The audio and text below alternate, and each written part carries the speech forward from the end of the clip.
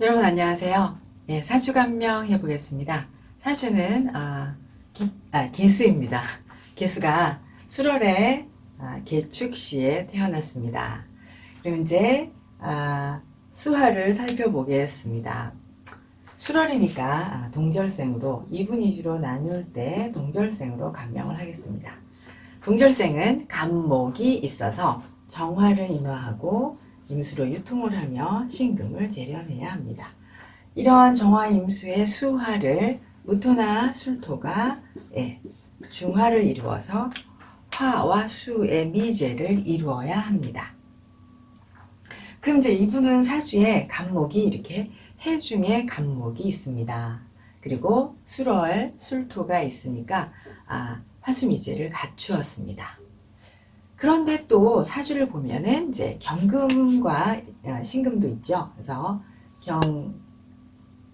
경금과 신금이 계수를 생하고, 그리고 병화가 있잖아요. 병화가 있으면 이제 간목을 기르는 그런 축토가 있으니까 축토 이렇게 계수와 병화가 있어서 목을 기르는 축토에서 목을 기르는 춘절의 수화를 갖추고 있습니다.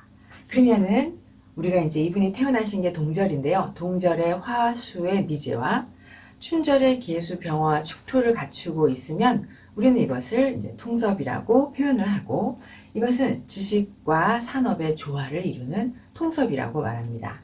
그럼 이제 지식과 산업의 조화라는 것은 무엇이냐면 자기가 가진 지식으로 자기가 가진 지식을 산업적으로 활용하는 것을 말합니다. 네, 그래서 이제 이분이 자체 내에 정화 임수와 계수 병화의 두 가지의 기운을 가지고 있는데요. 순행을 합니다. 이제 운이 순행을 해서 춘절에 이르면 병화와 계수의 수화기제가 이제 활동을 또 하게 됩니다. 이분은 이제 정해대운에는 동절이잖아요. 그러면 정해대운에는 인간에게 유익한 그런 완성품을 또는 지식적인 것을 유통을 하고자 하는데, 사주의 계수와 병화가 있으니까 인문적인 지혜가 들어간 그런 상품을 유통하고자 합니다. 그런 것이 이제 의식주 상품이기도 하고 지식상품, 책이나 학용품, 뭐 건강에 관한 건강제품, 의약 이런 것들을 이제 얘기를 하게 됩니다. 그래서 건강이나 의식주, 그리고 인문적인 지혜가 들어간 상품을 이제 유통하게 된다, 취급하게 된다. 그런데 이제 무자대운에 이르면 수화의 그 병화와 계수의 기제가 다시 발동을 하니까 무자대운이 되면 이분이 학문을 해야겠다. 그래서 학문의 뜻을 두게 됩니다. 이미 사주에 이제 수원과 계수 병화 그리고 해중의 간목을 축토와 함께 갖추고 있으니까 간목을 기르고자 하는 그런 순수한 학문을 하고자 합니다. 그러니까 학문을 하고 싶다라는 생각을 하게 되는 것이죠. 그리고 이제 술 중에 신금도 있고 천간에 경금이 있으니까 이 경금으로는 사회적인 활용도가 높은 학문을 해야겠구나 라고 생각을 하고, 을목이 아닌 이 해중에 간목이 있으니까 순수한 학문을 하고자 하는 것이죠. 그러니까 사회적 활용도가 높은 순수 학문을 해보고 싶다, 이런 생각을 하게 됩니다. 그런데 이제 기축대운, 무자대운이 이제 토가 강하잖아요. 그러면 사주 자체도 지금 토가 왕합니다. 그런데 토왕을 하면, 그러니까 토가 수를 막아서 수생목이 그렇게 원활하지가 않거든요. 근데 이제 기축대운은 다시 토를 만나면 수생목의 어려움이 겪게 됩니다. 그러니까 토가 와서 토극수를 하니까 이제 학문을 중단하게 되는 것이죠.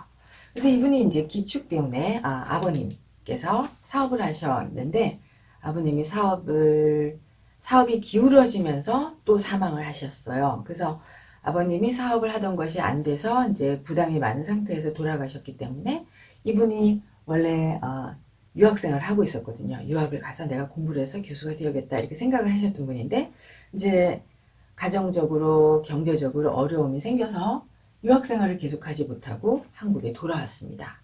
돌아와서 이제 언론사에서 기자 생활을 하였어요. 기자로 이제 생활을 했습니다. 그러면 이제 금극목이 또다시 이제 경인대운에 일어납니다. 경인대운에 이제 토극수로 수생목이 어려워진 상태에서 경금이 와서 경금이 금극목을 하게 되죠. 그러면은 이거는 무슨 의미냐면 개수하고 병화가 있는 상태에서 금극목을 하면 이렇게 정신적이나 사상이나 뭐 예술 분야의 그런 지식을 유통하는 그런 거를 하게 되고요. 또는 책을 이렇게 유통하는 일을 하게 됩니다. 그럼 우리가 이제 뭐 지식 장사다 이렇게 얘기를 하는데요. 개수가 병화가 있어서인지 이제 이분이 춘절의 개수 병화이니까 기본적인 뭐 이렇게 기본 교육을 중시하잖아요. 축월이니까 축토니까. 그래서 이분이 하시는 일은 금극목 대운부터 출판사를 운영을 하고 있는데 이분은 개수 병화 때문인지 어린이 동화책을 전문으로 출판하고 있다고 합니다. 그래서 이분은 대운에 따라서 이분의 그 하는 일과 진로가 이렇게 많이 바뀐 그런 상황입니다. 격을 한번 보겠습니다. 격은 개수가 술월에 태어나고요. 사령은 신금사령에 났어요. 신금사령에 났는데 경금이 투가 나면 이제 경금이 투가 났으므로 경금을 격으로 잡아 정인격입니다.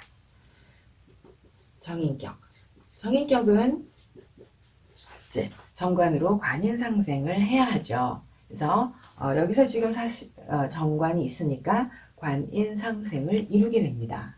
그래서 정관이 있으면 이것이 상신이어서 좋은 환경에 좋은 부모의 좋은 교육을 받고 유리한 환경에서 살아갑니다.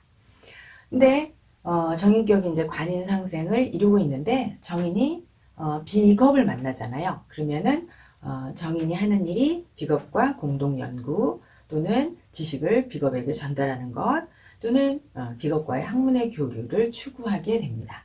그러니까 이제 학문적으로 공동연구하고 공동으로 학문의 교류를 하게 되죠. 근데 만약에 이분이 중도에 이제 기축 때문에 한국에 돌아오는 일이 없이 그냥 계속 미국에서 박사를 했다면 대학 교수의 사주이신 거죠. 네. 그 다음에 이제 정제가 있습니다. 그러면 정인격인데 정제가 천간에 있죠. 그래서 이제 제극인이 일어납니다. 그러면 정인격이 정제가 있어서 제극인을 하면 진로의 변화 또는 이제 공부하던 걸 중단하게 됩니다. 경제적인 어려움 때문에 대개는 공부를 중단하게 되고요. 또 제극인이니까 경제적 어려움을 겪게 되고 돈 걱정을 하게 되고 공부를 하고 싶은데 돈벌이를 해야 하는 그런 일을 겪게 되는 것이죠. 이분의 경우는 아버님의 사망으로 유학생활의 학업을 포기하고 한국에 돌아와 기자 생활을 하였죠. 근데 사주에 이제 토가 이렇게 왕하고 대운에서 토가 왕하니까 이것은 관살이 태왕한 것이거든요. 관살이 태왕하니까 이 계수의 겁재라 볼 수 있는 해중의 임수가 제극인을 견디도록 역할을 하지 못하였습니다. 그래서 정인격의 제극인은 이제 비겁이 해결해 줘야 하는데 해중의 임수가 토가 왕하니까 무력한 것으로 보입니다. 그 다음에요, 이제 경인대운에 이렇게 제극인을 하고 있는데 이 인목이 정관인 술토를 목극토를 합니다. 그거는 이제 상관, 견관이 일어나는 것이죠. 그러면 정인격에게 상관, 견관이 일어난다는 것은 정관이 없어지는 것과 마찬가지입니다. 근데 정인격이 정관이 아예 없으면 정관을 목표로 하지 않습니다. 또한 정인격의 정관이 상관에 의해서 경관을 당하면 그리고 또한 비겁이 있으면 정관이라는 목표를 안 가지게 되고 가졌다가도 정관이라는 목표가 사라지게 됩니다. 그러니까 정관이 없으면 이제 처음부터 아예 정관이라는 생각을 안 하고 정관을 목표로 하지 않는 것이고 이렇게 인목이 와서 정관을 상극을 하면 이때부터는 정관이라는 목표가 없어지는 것이죠. 그러면 정관이 없다라고 하면 이제 상관 경관당에서 정관이 없는 이 정의는 순수한 학문, 뭐 예술, 순수예술, 뭐 자연 뭐 친화적인 그런 쪽 또는 고전, 전통, 고전 또는 어린이 교육 등의 분야로 진출을 하게 됩니다. 그러니까 정관을 고려하지 않는 순수한 정인을 추구하는 것이죠. 그래서 이제 이분은 관을 추구하지 않고 직장에 다니다가 그만두고 어린이 동화책을 출판하는 그런 출판사를 현재 운영을 하게 되셨다. 그래서 이분도 대운에 따라서 이분의 적성과 진로가 조금씩 이렇게 수정이 되는 그런 모습을 보이고 있습니다. 그래서 전격이 관인상생이 되지만 사주 자체로는 대운에서 상관을 만나서 상관 경관 당하니 순수한 정인을 추구해서 예술이나 학문이나 뭐 어린이 교육 이런 분야로 가게 되었다. 그 다음에 이제 이 사주는 억을 좀 보아야 합니다.